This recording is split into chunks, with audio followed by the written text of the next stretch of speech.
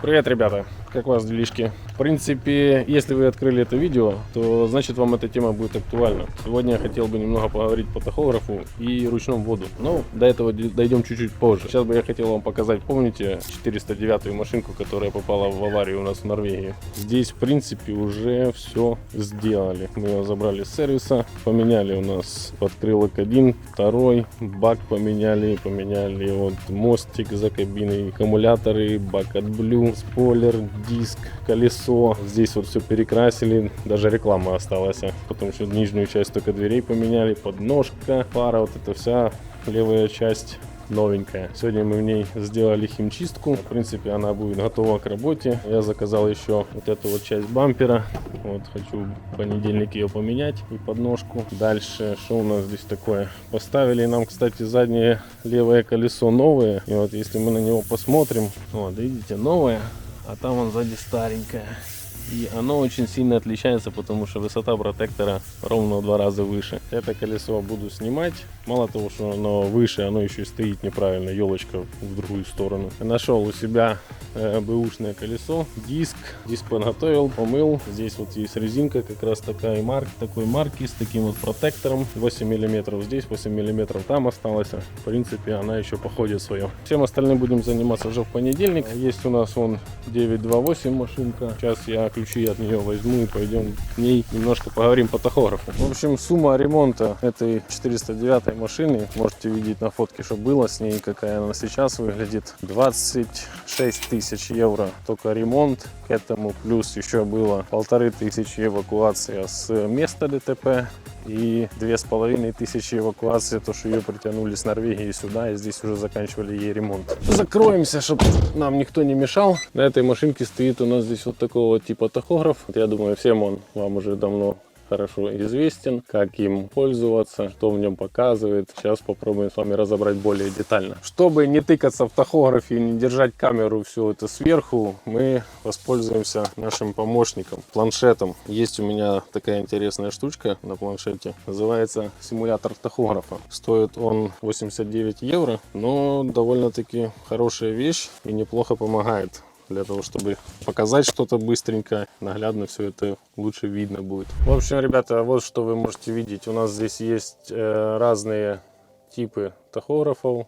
1, 2, 3, 4, 5. Последние, вот видите, они визуально ничем не отличаются, кроме функционала, который в них там уже зашитый. Возьмем, пожалуй, последнюю версию. У нас есть непосредственно сам тахограф. Вот вы видите экранчик этого тахографа. Здесь у нас есть кнопка назад, кнопка вверх, кнопка вниз и кнопка выбора ОК. Дальше справа 2 кнопочки переключения режима водителя или же доставать чип. Идем по порядку непосредственно по самому экрану. Слева вверху вы видите это время текущее. Дальше текущее положение машины, то есть стоит на кроватках, чипа у нас нету пока.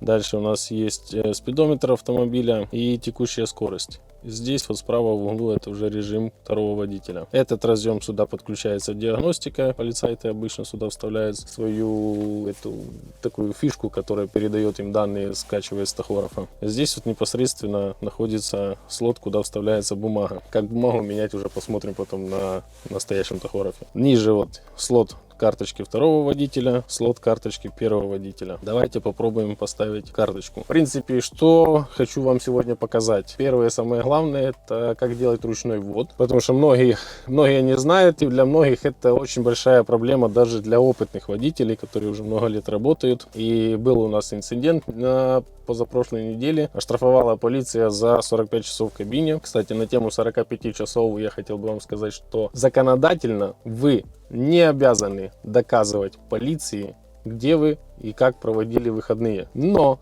если вас поймали за руку в кабине с чипом в середине, это 100% в ихнюю пользу.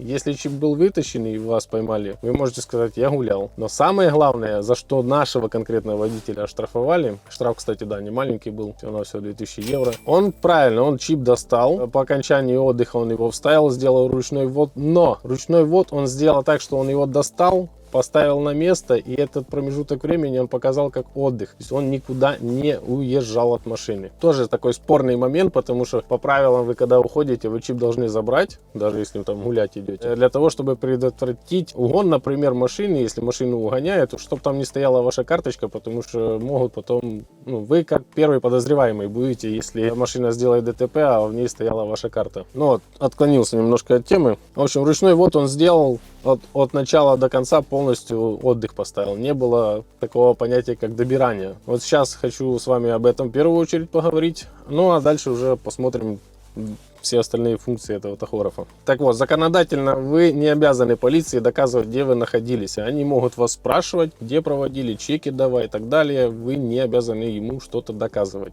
Но если вы сказали, да, я был в кабине, то это как бы считается за чистосердечное признание. Естественно, вам за это впаяют штраф. Можете писать, можете там хейтить, что хотите, там фирмы говно, что не дают на 45-ках в отелях быть и так далее, и так далее. Ребята, но кто с головой дружит, тот понимает, как это все происходит, потому что поставить машину на стоянку, поехать в отель, машина осталась без присмотра, не дай бог у вас украдут груз какой-то. Груз застрахованный, понятно, но страховая может написать, а где был водитель, когда была кража? Водитель не присутствовал и может тогда просто отказать в возмещении страхового случая. То есть такие, получается, палка о двух концах. Закон на эти 45-ки выпустили, а как его исполнять, никто не объяснил. Естественно, инфраструктуры недостаточно для того, чтобы вот так вот стоянка стояла, здесь вот отель, вы с окна могли видеть машину. Есть, но мало. Поэтому, естественно, многие фирмы просто говорят, что доставайте чип и отдыхайте в машине на чипе. Естественно, вам за этот день платятся, а если вас будут забирать в отель, то вам эти дни оплачивать не будут. Скорее всего, не будут. Не может быть такого, что вам и отель оплачивали, и работу оплачивали. Поэтому слюни подберите. Далее, вы полицайцу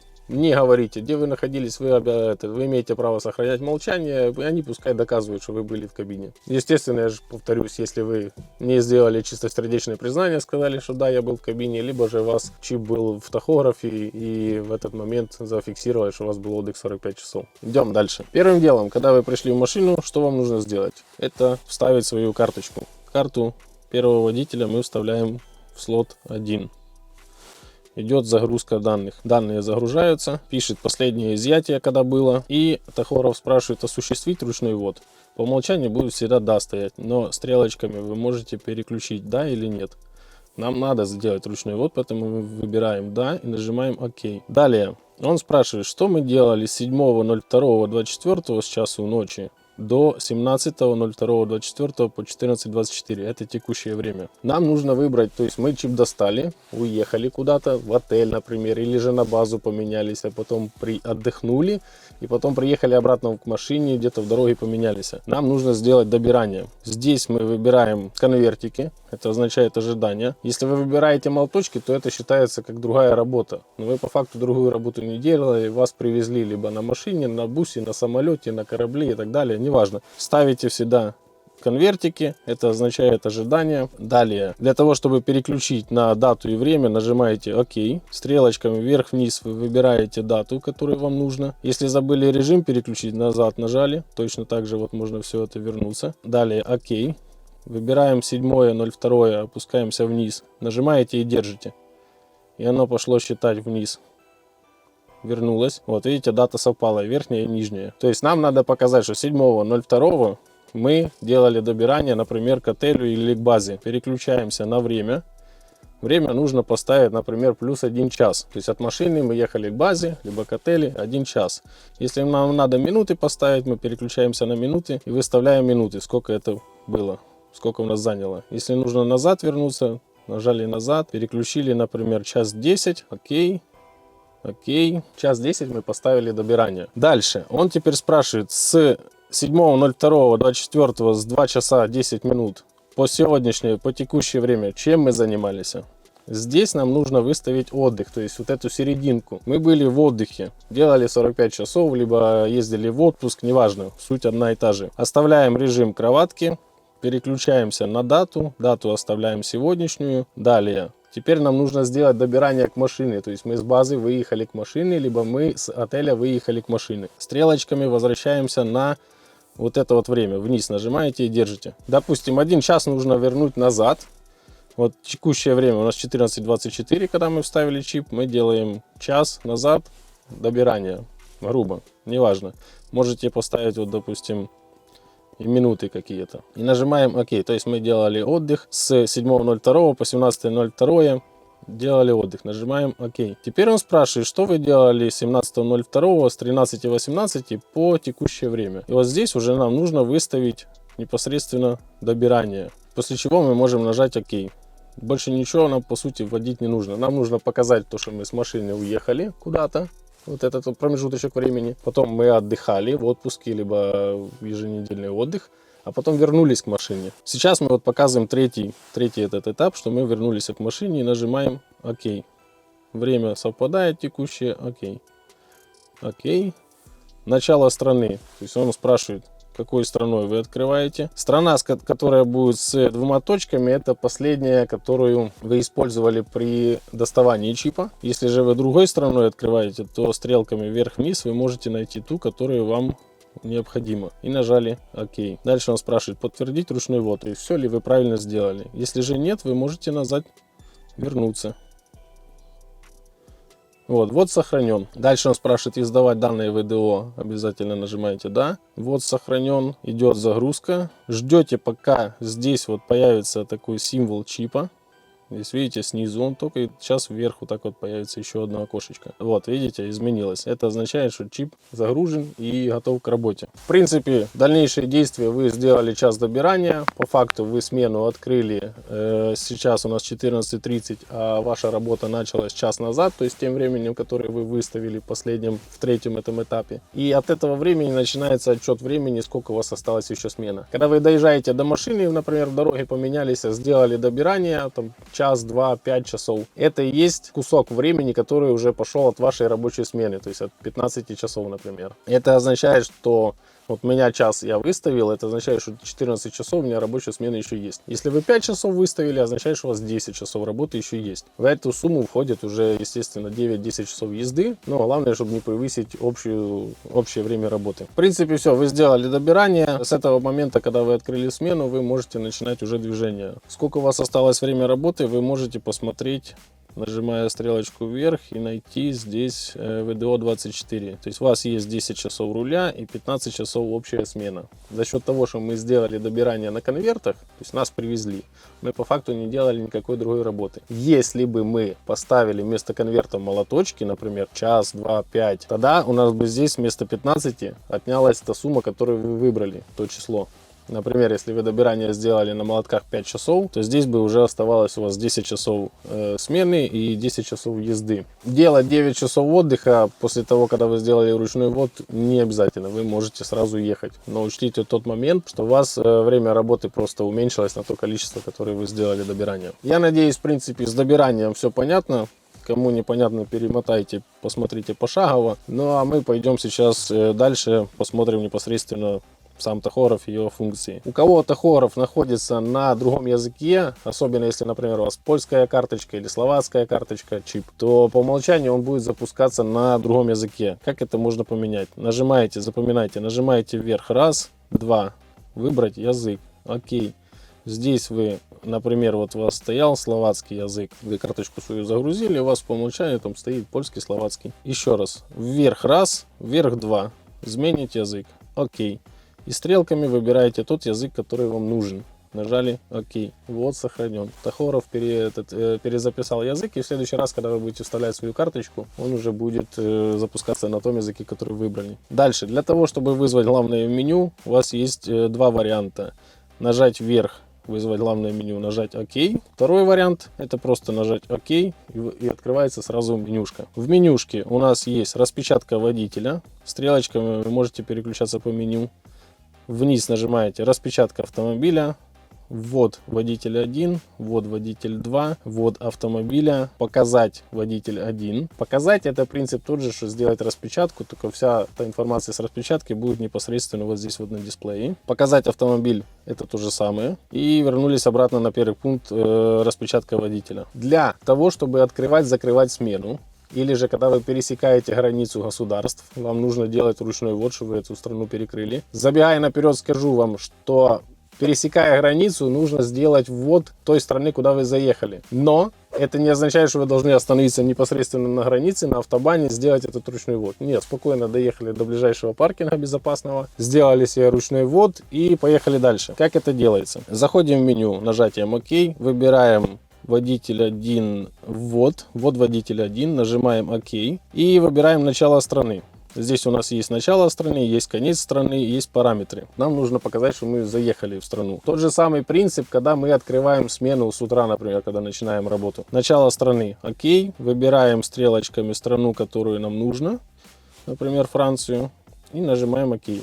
Вот, сохранен. Тот же самый принцип, когда вы приехали на паркинг, отработали день, и вам нужно закрыть смену. Открываете меню, ищите ввод водитель 1, нажимаете ОК. И выбираете конец страны, нажали ОК, вы выбрали страну, в которой вы сейчас находитесь, нажали ОК. Это такие основные моменты, которые вам придется работать с тахографом. Реже вы будете сталкиваться с режимом паром-поезд. Это когда вы, допустим, грузитесь на платформу, вам нужно указать, что вы на платформе ехали, машина перемещалась, либо же грузитесь на паром. Как это сделать? Также открываем меню, опускаемся вниз, только теперь нам нужно найти ввод автомобиля. Нажимаем ОК. Здесь у нас первый пункт это out. Второй пункт, вот видите значок этот. Это означает паром-поезд, то есть транспортировка автомобиля мультимодальными перевозками. Нажимаем ОК.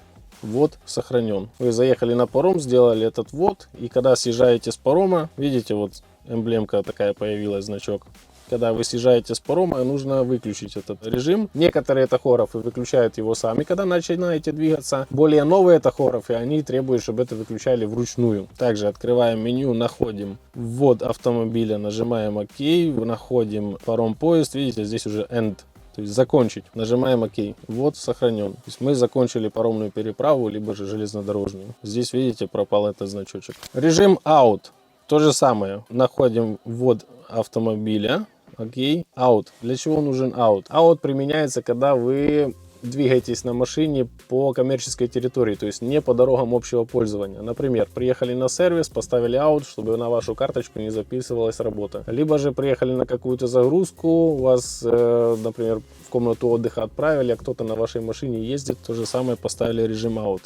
Out начало, окей, вот сохранен. Тот же самый принцип, как и с паромом. То есть, если мы начнем двигаться, работа у нас считаться не будет. Вот, например, мы сейчас включим зажигание и начали вот ехать 20 километров. Проехали, например, там 1 час, видите, 62 километра поменялось время, поменялся пробег. Опускаем машину, останавливаем, переключаем на кроватки. Вот смотрите, видите, я нажимаю на водителя 1, и у меня меняются режимы. Теперь мне нужно выключить out.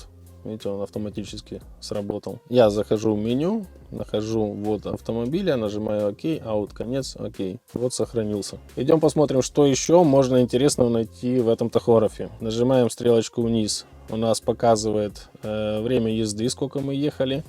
Вот смотрите, я начну движение. Вот это, так сказать, стандартное отображение дисплея. То есть мы сейчас едем 20 километров, пробег. Нажали стрелку вниз. Здесь показывает, едем час 1 минуту. Я сейчас переключу на час вперед. Видите, едем 2 часа минуты, например. Едем 2 часа 06. И когда мы начинаем двигаться уже, видите, 4.06. Сейчас я еще 15 минут наклацаю. Вот 4.14, 4.16, например. Оп, нам тахограф начинает светить, то, что нам нужно сделать перерыв. Перерыв было у нас 15 минут, нам нужно достоять еще 30. Еще 15 минут пролистаем вперед, нажали ОК. Еще вот сейчас 4.29, 4.30, ОК. Теперь он пишет, все, перерыв 4.30 мы использовали, то есть нам нужно уже стать на парковку. Нажали ОК, чтобы она нам не маячила. Выходим, останавливаемся на парковку, переключаем режим. Кстати, есть тахографы, которые автоматически режимы переключают, когда вы глушите зажигание, а есть такие, которые нужно будет это вручную делать, поэтому следите за этим, не забывайте. В общем, мы переключили на кроватке, и теперь нам нужно сделать 45 минут паузу. Что мы делаем? Вот видите, у нас сейчас пауза по нолям. Езды у нас было 4.31. 1 минуту превысили, все, нас казнят. Шучу, конечно. Делаем паузу.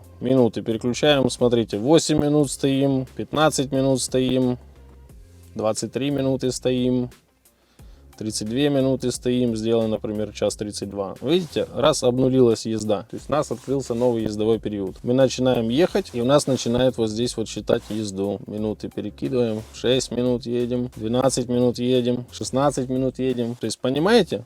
Нажали раз вниз, и здесь вот показывается, сколько вы едете с последнего места остановки. Между паузами, пардон. Здесь вы собираете 4.30 суммарно. Но у нас есть еще одно меню. Мы опускаемся еще ниже. И здесь у нас уже показывается ВДО за сегодняшний день. То есть 4.14 у нас осталось езды. Если здесь показывает 16 минут мы проехали, то здесь показывает, сколько у нас осталось. То есть он показывает, сколько суммарно едете и сколько еще таймер обратного отчета идет. То есть очень удобно. Смотрите, например, я накидываю пару минут. Здесь вот сейчас 4.13, окей, 4.06. Вот я еще час накинул, 3 часа осталось езды. Еще час, 2 часа езды. То есть идет обратный таймер. Где это находится, вы поняли. Вот с главного меню вниз. Раз, два. Вот здесь показывает, сколько у вас осталось времени движения. Опускаем машину на 0. Идем дальше вниз.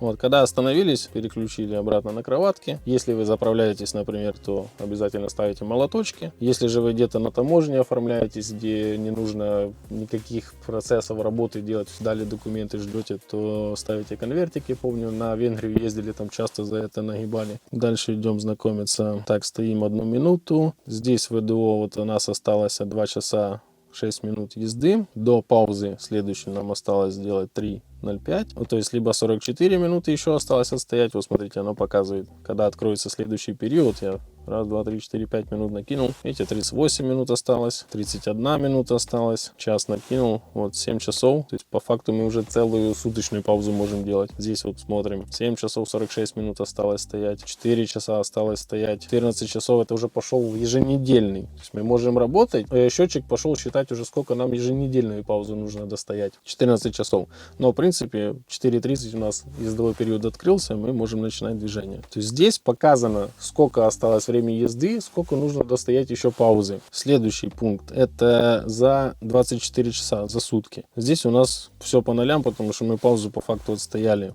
Тут будут суммироваться. Вот смотрите, мы начнем ехать, проедем, например, 2 часа, окей. Остановимся, включим кроватки, идем в это меню 24 часа. Вот, смотрите, пауза нам показывает минимально нужно сделать 9 часов. 8 часов у нас еще осталось езды.